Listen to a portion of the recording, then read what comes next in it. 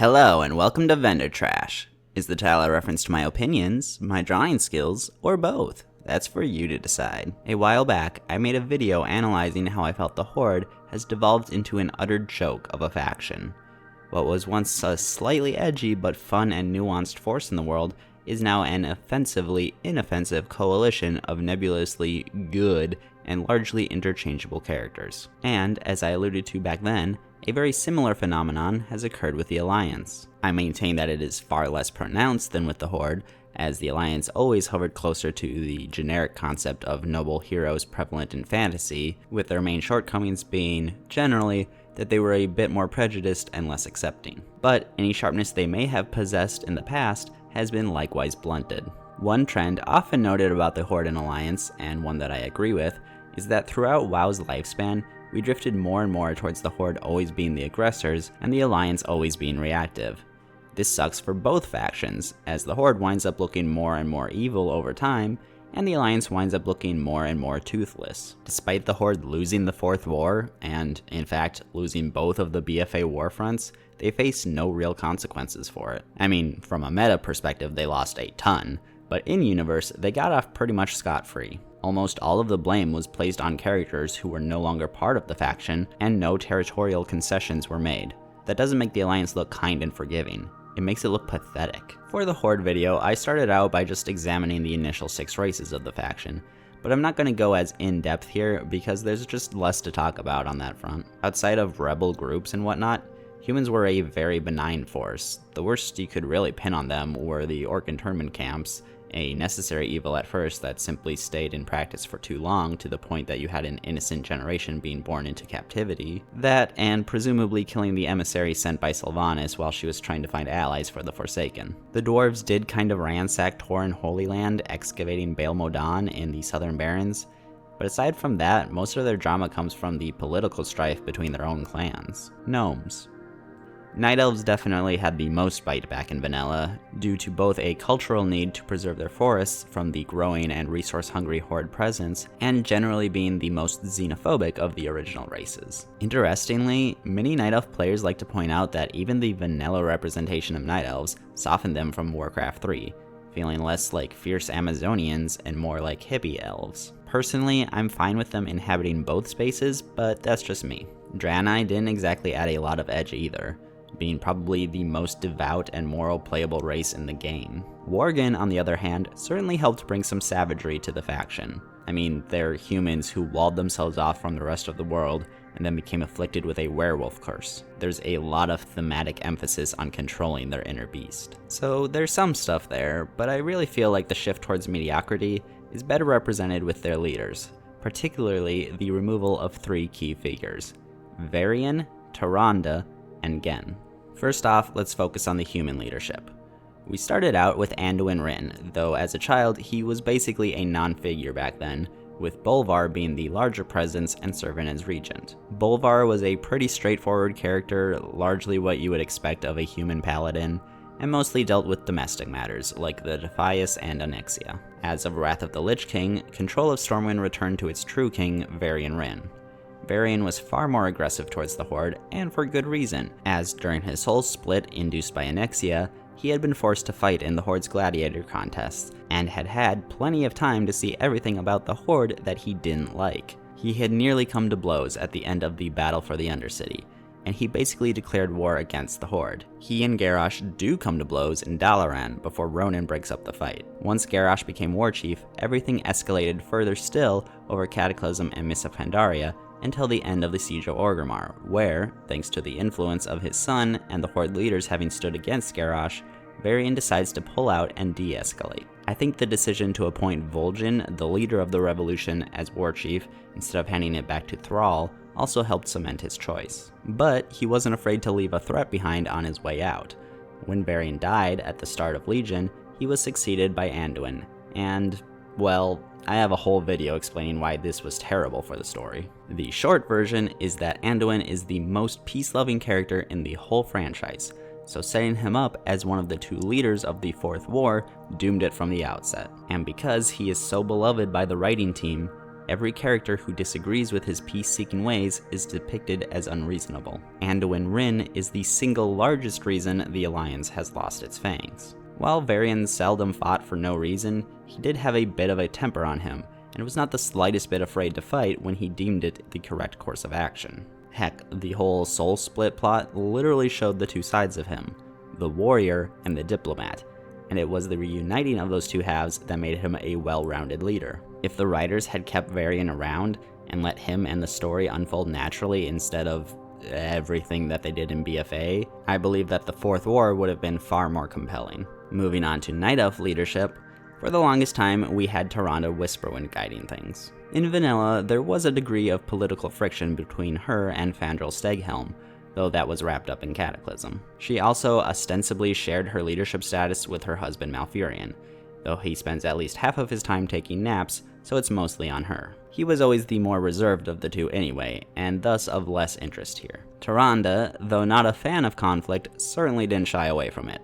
She was quick to attack Thrall and Jaina's forces when they first appeared in northern Kalimdor, and later, upon meeting the two of them, was about to engage in battle before Medivh intervened. She also had no qualms going against Malfurion's wishes to free his brother Illidan when she deemed it necessary to repel the Legion. During the somewhat controversial scenario, A Little Patience, she was shown to be more ready to charge headlong against Horde troops than even Varian. She was also the one with the most visceral reaction to the War of the Thorns, choosing to engage in a very risky ritual to become the Night Warrior, where she even gave some lip to her own goddess after Elun's relative inaction during the burning of Teldrassil. She then proceeded to rain devastation upon Horde soldiers in Darkshore, killed Brynja, one of Sylvanas' Valkyr, and refused to sign Anduin's treaty to end the Fourth War, for which she was of course portrayed as being too consumed by anger. She then proceeds to kill Nathanos and his sweet little puppies, and when the Ebon Blade opened a rift to the Shadowlands, charged in ahead of everyone else, seeking vengeance against Sylvanas. She continued to hunt and rage through the Maw until eventually appearing to face off against Sylvanas in Ardenweald.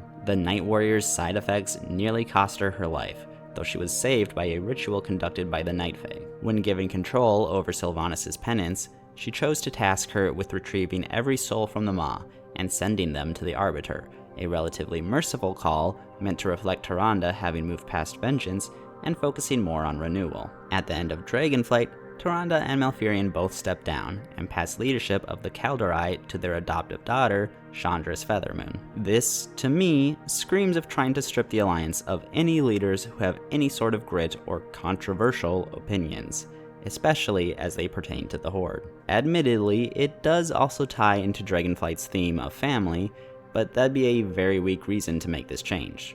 Compared to her mother, Chandris can also be considered far tamer. She had wanted to focus on rebuilding after the Fourth War, believing Tyrande was too harsh on Anduin, and unsuccessfully called for her to give up her hunt for revenge. She continued her bid for Tyrande to let go of her rage in Shadowlands, and, in the Emerald Dream Patch, developed a bit of a friendship with Lillian Voss of the Forsaken's Desolate Council. Although Chandris has her merits as a character, she clearly does not bring the aggressive potential that Tyrande did. Then we have the Worgen leadership and Genn Greymane, possibly the greatest of the Alliance's Warhawks. He was one of the old kings that argued in favor of executing the orcs instead of putting them in camps, since he considered it a waste of Gilnean taxes. After the Second War, he concluded that being in the Alliance was just resulting in dead Gilneans, and so decided to withdraw, going so far as to erect the Greymane Wall. He also refused to send aid in repelling the Scourge, seeing it as affirmation of his choice to hide away. It wasn't until the rise of the Worgen Curse, a civil war led by his own friend,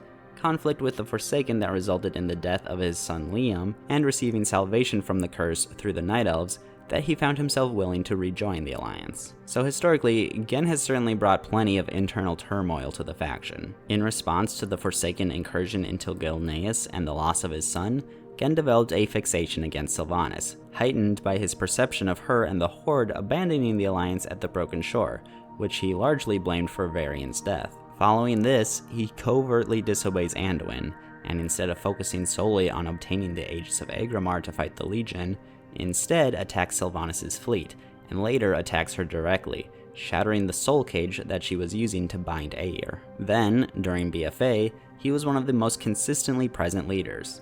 He, along with Jaina Proudmoore and Gelban Melchitork, led the Battle of Dazara Lore that led to the death of King Rastakhan. Near the end of Dragonflight, we got the Reclamation of Gilneas, in which both Gen and his daughter Tess participate. Gen is less than thrilled by the presence of the Forsaken aid, but opts to give command of the operation to Tess, and at the conclusion of the chain, the throne of Gilneas itself. This felt extremely similar to the Chandra's shift, though even more abrupt. Gen basically admitted that he was too old and stuck in his ways to change with the rest of the world.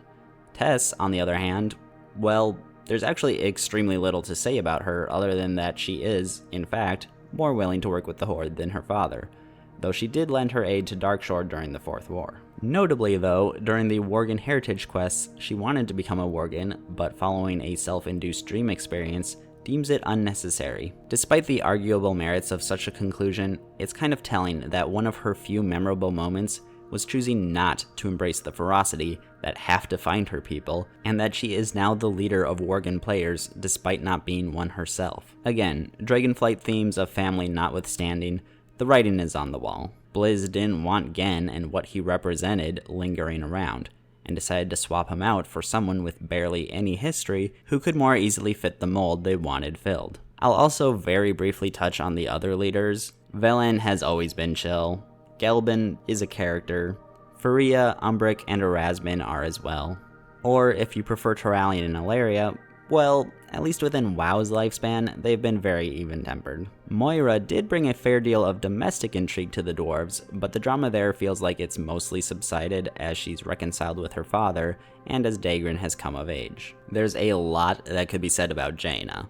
She spent most of the time between the bombing of Theramore up until the Bane rescue scenario hating the Horde. She attempted to drown Orgrimmar, purged Blood Elves from Dalaran, tried to get Varian to dismantle the Horde after the Siege of Orgrimmar, left the Kirin Tor when they allowed the Horde into Dalaran, joined the fight at the Undercity, and participated in the Battle of Dazara Lore. You could certainly say that she qualifies as the fourth Warhawk, but I think it's important to note in her case that she was originally one of the biggest advocates for harmony with the Horde, and has been violently yanked around by whatever the current writer wants of her. In that regard, she's very similar to Sylvanas. So, while she is clearly more peaceful than she was at one point, I view her case as more of a return to form. Still, the change is worth bearing in mind. So, there you have it. Though the Alliance was never portrayed as aggressively as the Horde was, it did once possess more edge to it. The death of Varian and the retirement of Tyrande and Gen in favor of their more agreeable and milquetoast children, and to a lesser extent the current pacifying of Jaina, have all caused a once respectable faction to be utterly defanged. And though I am a Horde player, I think that's a darn shame. For this week's drawing, I decided to go with Varian Wrynn. The choice was fairly obvious. I've already drawn Gen and Jaina, and planned to draw Tyrande for a future video, so he was the only one left. I of course drew him in his iconic armor and wielding his iconic weapon, Shalamain. And I decided to put him in Stormwind, specifically in front of Stormwind Keep, because he is the character I most enjoyed as leader of the humans, and who I wish still was King of Stormwind. I've always thought that Blizzard really should have stuck with Varian and Vol'jin as the faction leaders for far longer than they did. In my experience, pretty much everyone was at least content with that arrangement, although since then I have admittedly discovered that many Alliance players didn't care for Varian. They saw him as too exceptional of a character given too much love by the story. He even gained a status that was elevated above the other Alliance leaders with the title of High King. And he was chosen as the scion of Goldrin, a wolf wild god, which, you know, is kind of stealing the thunder from Gen and the Worgen as a whole. And if not the Worgen, then Night Elves too. I didn't really take note of this back in the day, but I can certainly see where players' dissatisfaction was coming from. Although, I would argue a lot of those complaints about Varian apply far more so to his son Anduin. Somehow Anduin just inherited the title of High King, and I would argue the moral correctness of any Alliance or Horde leader's actions is based entirely around how Anduin Wrynn feels about them. All of which is to say that Varian Wrynn probably wasn't a perfect character by any means, but in my opinion, a pretty dang good one, and I wish he would have stuck around a lot longer than he actually did. But that is it for this video. Thank you for watching, and I will catch you next week. Bye-bye!